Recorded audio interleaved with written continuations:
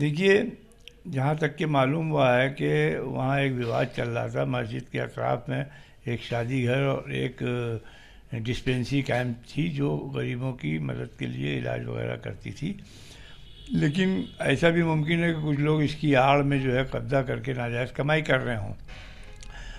کیونکہ یہ معاملہ کورٹ میں بھی تھا اور ہائی کورٹ سے وہ لوگ کیس کو ہار گئے، تو یا ہائی کورٹ میں اپنا پکش نہیں رکھ سکے، جس کے سبب ہائی کورٹ نے آدیش کیا کہ اس جگہ کو ڈیمولش کیا جائے.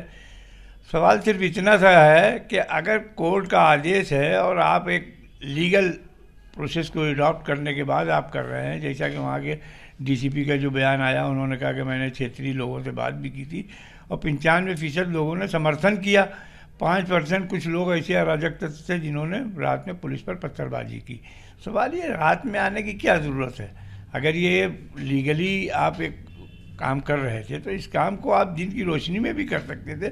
جب 95% لوگوں کا سمرتھن آپ کو حاصل تھا تو پھر دن میں تو وہ 5% لوگ ڈر کے مارے سامنے نہیں آتے.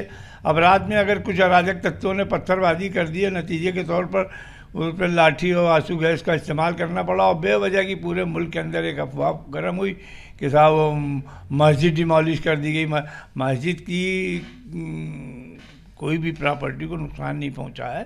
یہ تو اویدھ جو نرماڑ ہے، اویدھ قبضے کر کے جو لوگ وہاں کمائی کر رہے تھے، شادی گھر بنائے ہوئے تھے یا ڈسپینسری چلا رہے تھے، تو یہ تو ان کے خلاف ایکشن تھا. اب رہ گیا یہ کہ سرکار کو اس قسم کی کارروائی کرنے سے پورو میں یہ سوچنا چاہیے کہ رات کے 1 بجے کسی بھی جگہ جاؤ گے تو افواہ پھیلنے میں آسانی ہوتی ہے.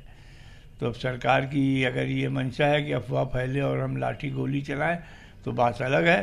ویسے سرکار کو دن کے اجالے میں یہ کام کرنا چاہیے. دیش میں ایم سی ڈی ہو یا اربن منسٹری ہو یا پی ڈبلیو ڈی ہو، جو بھی ہمارے گورنمنٹ کے اتھارٹیز ہیں، ان کو انکروچمنٹ کو دور کرنے کی کوشش تو کرنا چاہیے، لیکن انکروچمنٹ کے دور کرنے کے سلسلے میں جو دوسری پارٹی ہے، اس پارٹی کے پاس بھی کچھ پیپرز ہیں.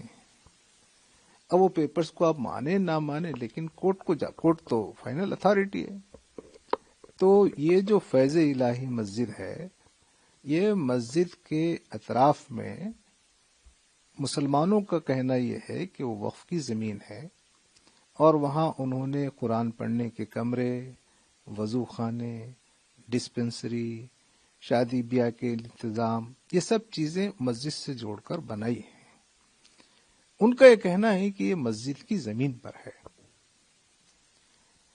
اب دیکھیے کہ مسجد کے ساتھ نماز پڑھنے کے لیے وضو اور دیگر سہولتیں ہونا ضروری ہے. اب اتھارٹیز کا اور ان کے درمیان میں یہ جھگڑا ہے. اتھارٹیز یہ کہتی ہیں کہ یہ زمین مسجد کی نہیں ہے، یہ میونسپل کی ہے، کارپوریشن کی ہے. تو کورٹ کو گئے ہیں اور ہم لوگوں کو، مسلم فریق کو اتنا وقت دینا چاہیے، صبر کرنا چاہیے. کوئی جو دوسرا کوئی آدمی نہیں ہے نا، اتھارٹیز بھی ہیں. اور اتھارٹیز کس کی ہیں؟ ہماری ہی اتھارٹیز ہیں. میونسپل کارپوریشن بھی تو ہماری ہی ہے اور وہاں جو مسجد ہے وہ بھی ہماری ہی ہے.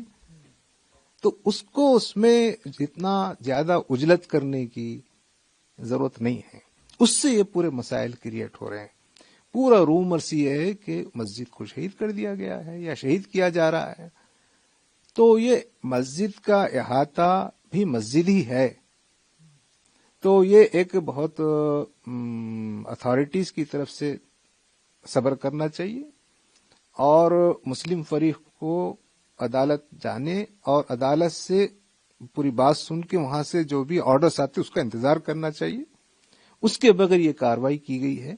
اس لیے اس کارروائی سے یعنی پورا ایک قسم کا ہراسمنٹ، اور اس لیے آپ نے دیکھا کہ پولیس کو کتنے لوگ لگانے پڑے، کتنے بلڈوزر اور کتنا جو ہے کرفیو کے جیسا لگا دیا گیا.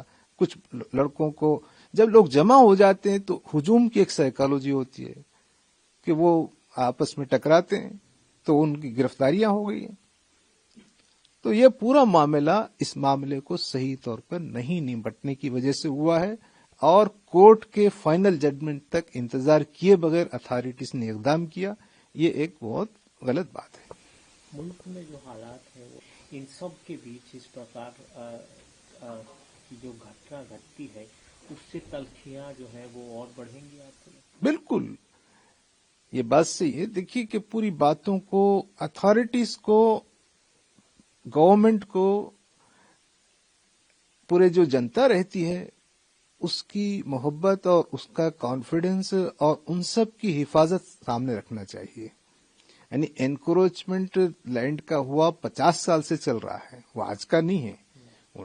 मुसलमानों का कहना यह है कि 50 साल से तो वहां बनी हुई है चीजें, तो उसको रेगुलराइज भी किया जा सकता है। अगर फर्ज कीजिए हमने कब्जा कर लिया है, मुसलमानों ने कब्जा कर लिया है, तो उसकी कीमत दे दी जा सकती है, कोई भी रास्ते निकाले जा सकते हैं।